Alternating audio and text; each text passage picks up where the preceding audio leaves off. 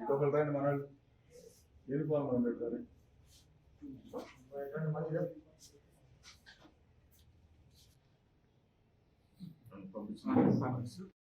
మనకి 22/8/2025 రాత్రి మనకి ఈ నవలూరులో ఒక కేటీఎం బైక్ అనేది ఒకటి పోవటం జరిగింది. ఆ బైక్ సంబంధించి మనకి దర్యాప్తులో భాగంగా ఎస్ఐ గారు ఒక స్పెషల్ టీం ఫామ్ చేసి మొత్తానికి ఉన్న క్లూస్ని ఆధారంగా స్టార్ట్ చేయడం జరిగింది దర్యాప్తు.